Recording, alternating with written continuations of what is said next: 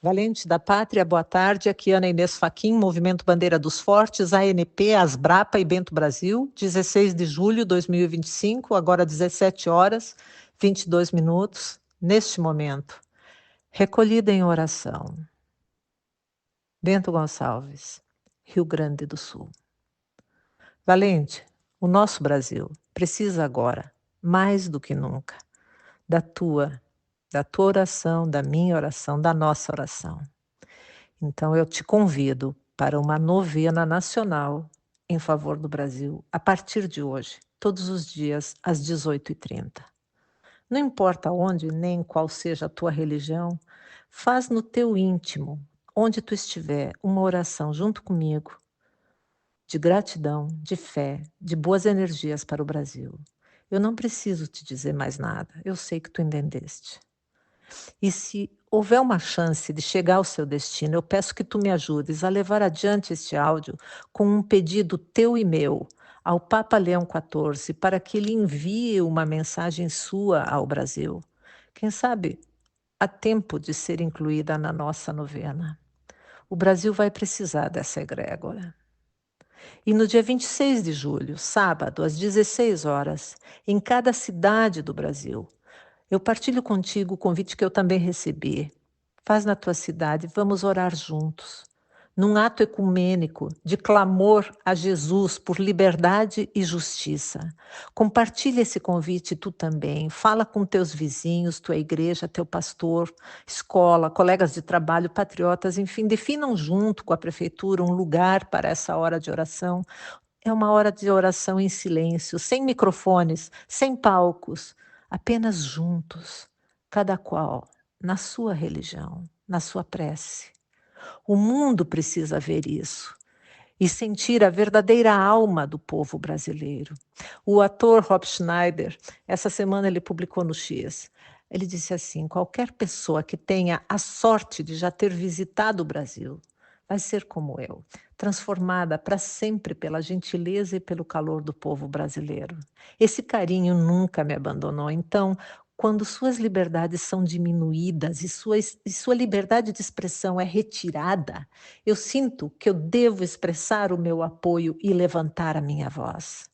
O brasileiro é um povo pacífico, gentil, não confunda com fraqueza. É um povo lindo, onde quer que eu ande, eu só encontro gente boa no meu caminho. É um povo que abraça todo mundo, um povo que trabalha, que é solidário acima de tudo, e eu vi isso ao vivo durante as inundações do meu Rio Grande do Sul. É um povo desarmado que sofre sob o jugo de facções criminosas. É um povo que não merece sofrer mais. Valente, o destino de nós todos brasileiros depende do teu entendimento. Então senta, faz de conta que tu está escutando um rádio, larga um pouco o celular na mesa e vem aqui. Nós vivemos hoje um embargo comercial da maior democracia do mundo, os Estados Unidos, e vem coisa mais ali. E não é um embargo qualquer. O nosso Brasil passou a ser visto num alinhamento às piores ditaduras do mundo. Isso é muito grave. Quanto mais grave é a doença, mais amargo é o remédio e maior é a sua dose. A dose agora é alta porque só assim consegue atingir a sua meta o órgão mais sensível das grandes organizações econômicas, que é o bolso. E quando a água chega neles, só quando a água chega neles, o sistema reage. Mas para chegar neles, ela precisa passar por cima de nós, a população. Então, assim, mesmo antes do tarifaço marcado para 1º de agosto, o nosso tabuleiro já levou um chute e todos nós, ricos, pobres, estamos no ar, sem saber onde vamos cair. E quem sobrevive nessa queda? O que nós sabemos é que vamos cair. A menos que algo mude antes, um milagre talvez, porque o que se vê do lado de cá é uma reação de retaliação e narrativas que não se sustentam, tipo um criminoso culpando seus reféns. Isso só tende a piorar ainda mais a situação, que já é grave e só está começando. Mas a batalha que nós travamos hoje, essa não começou ontem e nem vai terminar amanhã. O primeiro pedreiro que colocou a primeira pedra para construir a Catedral de Milão. Ele não viu a obra pronta 400 anos depois, porque a catedral só ficou pronta 400 anos depois. Mas aquele pedreiro fez o que ele tinha que fazer, ele cumpriu a sua missão. Ele assentou a primeira pedra anonimamente. Compreenda a tua missão no tempo, não no agora. Tu está cansado, tu está desanimado. Não existe espaço para cansaço, para desânimo em quem compreende a sua missão. Usa a tua inteligência, a tua perspicácia a favor do bem. Não te isola. Tudo o que o lado obscuro quer é que tu te isole no medo. Tu não és um cordeirinho. Tu és um lobo criado como cordeiro que precisa aprender a agir como alcateia e não como rebanho. Larga o comodismo perigoso deste teu celular. Vai falar pessoalmente com quem tu queres falar, olhos nos olhos, conhecimento e organização. Porque quanto mais tu ficares confinado, isolado no medo, mais tu te aproximas do abatedouro. O obscuro já passou do ponto de não retorno e ele sabe, ele não vai retroceder. Ele vai dobrar, ele vai triplicar a aposta, porque ele sabe, ele previu isso, ele não chegou onde chegou sem um plano articulado e mais, ele não se expõe. O que tu vê na tua frente como obscuro é só o fantoche, os fantoches descartáveis. O próprio obscuro vai descartá-los e não demora, e vai substituí-los por fantoches novos, bonitinhos, tá? Porque é assim que acontece desde sempre. Isso só muda se tu abrires a tua mente e aprenderes a entender a mente do inimigo. A pessoa que tu estimas, eu também, está na iminência de ser aprisionado por uma lei que ele próprio assinou. E foi assinada também por seu braço direito, que já está prisioneiro, enquadrado nesta lei, que ele também assinou. Mas entenda, a pessoa que tu estimas, e eu também, só vai ser aprisionada se quiser. Não lhe faltam instrumentos para permanecer em liberdade. Se perder a sua liberdade, vai ser consequência de suas escolhas, e eu respeito escolhas. Ninguém dentre nós quer um novo mártir. Todos dentre nós querem livre acima de tudo, mas cada um é dono das suas escolhas e do seu destino. Ah, Ana, mas se isso acontecer, o povo vai para cima. Não, olha, entenda. A história sempre se repete desde sempre, e o obscuro sabe disso. Ele está programado e tu precisa entender essa programação para não ser usado, para não ser enganado, como muitos de nós têm sido. Tens que entender a mente do inimigo, abrir teus olhos sem espanto, com coragem, com sabedoria. O próprio Jesus Cristo, quando foi crucificado, e foi de uma forma tão cruel, tão exemplar, como eles diziam, o que aconteceu com o povo? O povo foi para cima? O povo tomou as ruas em protesto? Fez uma guerra? Não. O propósito do obscuro era impor o medo e ele foi imposto. O objetivo dele era acabar com um movimento pacífico de amor e, portanto, visto pelo obscuro como uma insubordinação, como algo perigoso que ameaçava o seu poder. Mas o martírio de Jesus não serviu a esse propósito de poder. Pelo contrário, o cristianismo cresceu. Então, passaram a perseguir os apóstolos e os martirizaram de forma cruel também. A todos eles, menos João, que conseguiu se camuflar e viver por muitos anos, mas sempre cumprindo a sua missão. E ainda assim, o cristianismo cresceu, mais ainda. O obscuro então foi para cima dos fiéis. Milhares foram mortos, jogados aos leões, como espetáculos cruéis em Coliseu. O cristianismo foi contido. Aí ele parou de crescer? Não. Ele cresceu ainda mais. Então, eles pensaram, como conter o que não pode ser contido? Só tem um jeito, assumindo o controle. E como que se faz isso? Presta atenção, porque este é o ponto que tu precisa entender. Jesus, o que ele dizia? Olhai os lírios do campo, nem Salomão em toda a sua glória se vestiu tão bem como eles. A Deus o que é de Deus, a César o que é de César. A profunda compreensão que ele tinha do que é real e do que é ilusão ou do que é manipulação. Quando um pedaço de papel estampado dos dois lados ou um impulso eletrônico, um dígito, tem para ti o valor maior do que uma árvore inteira de pé, algo errado, não está certo na tua compreensão da realidade.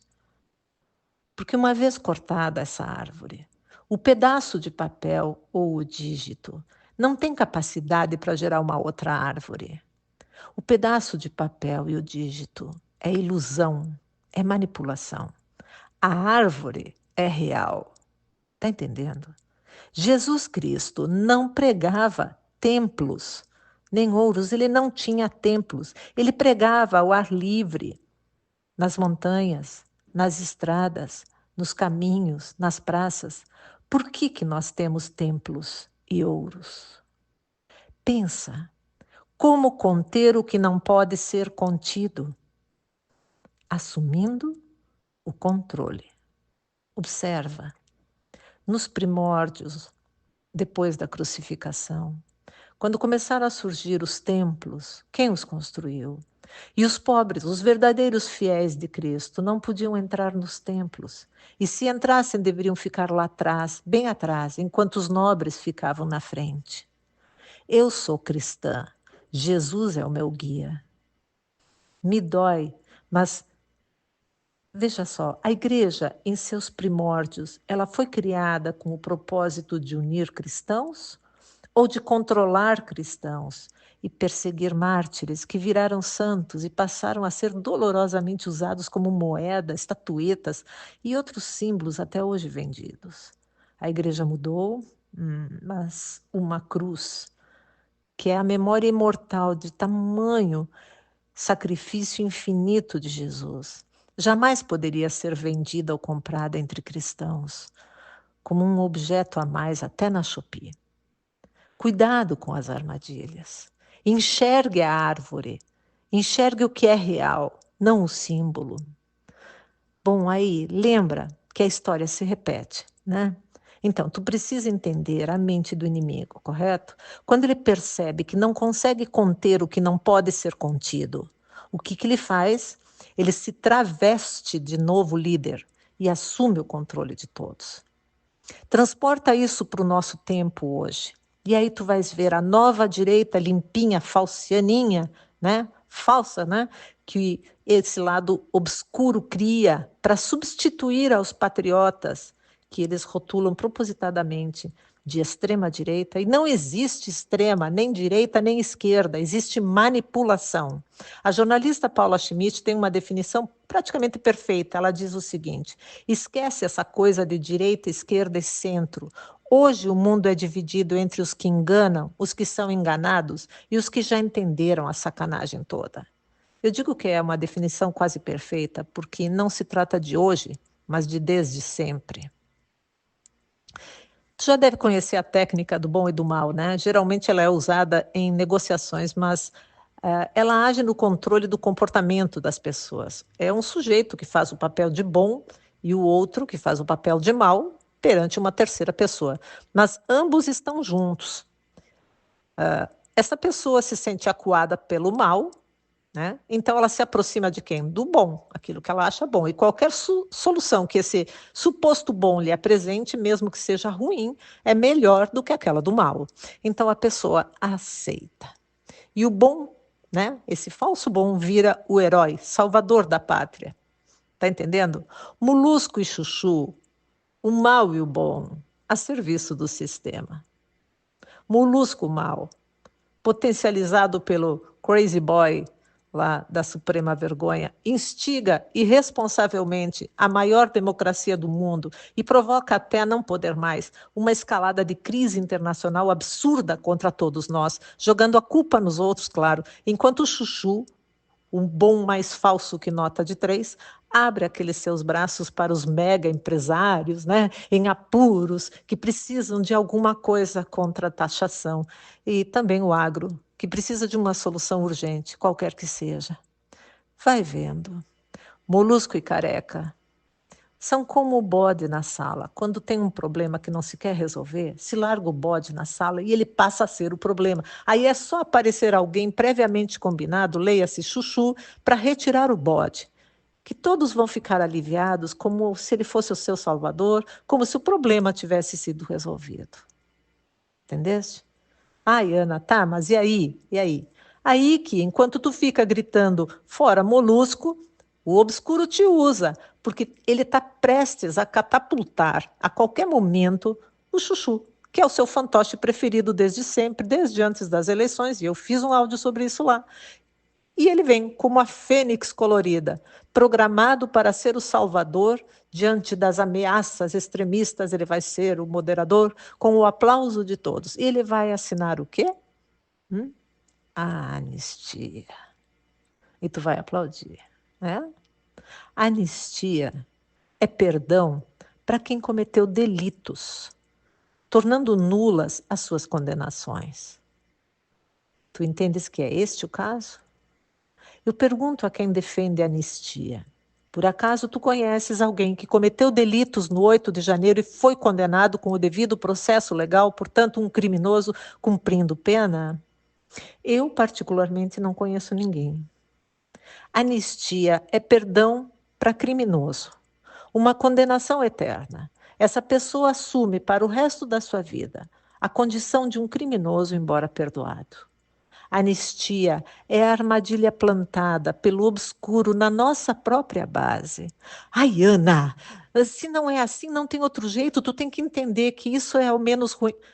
Tchê, tu percebe que tu está sendo induzido, forçadamente conduzido como manada para uma visão distorcida, como se não houvesse outra solução, e especialmente neste momento, que coincidência, em que alguém que tu estimas, e eu também, está na iminência de ser aprisionado?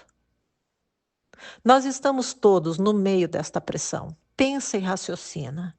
Tudo que o obscuro quer agora é provocar a tua revolta, é que tu vá com raiva, é que se crie uma convulsão social que ele chama de revolução.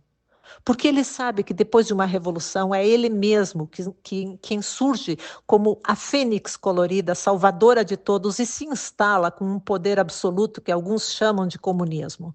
Comunismo é uma teoria utópica que nunca existiu na prática, usada para controlar sonhos. Na prática, ele é inexequível. Na prática, ele sempre terminou em escravismo com metacapitalismo, ou seja, superpoderes de trilionários através da tecnocracia judiciária. E como é que o sistema faz? Ele se reinventa. Então, aquela teoria agora, utópica agora, ela ficou mais sofisticada. Ela mudou de nome. Agora ela se chama carbono zero. Olha que bonitinho. Outra meta inexequível para controlar sonhos e taxar tudo. Afinal, tudo tem carbono no mundo inteiro. E nem depois de morto tu vai deixar de emitir carbono. O carbono que eles querem eliminar é tu e eu. Querem o que nós temos, não querem nós. Valente, ativa o lembrete. A partir de hoje, 6h30 da tarde, às 18h30, até o dia 26, vamos estar juntos, no silêncio, em oração. E passa adiante esta novena nacional em favor do Brasil. Eu sei que tu acreditas no poder da oração e na força deste convite, de fazermos essa novena, de criarmos esta egrégora de luz para o Brasil. E os brasileiros precisam disso, até nós recebermos as bênçãos que legitimamente clamamos aos céus. Aceita como eu o convite para o dia 26 de julho. Organiza na tua cidade o clamor a Jesus por liberdade e justiça para todos. Um momento de oração em silêncio, juntos, sem microfones, sem palcos. O rio corre conforme o relevo do terreno. Deus é conosco. Amém.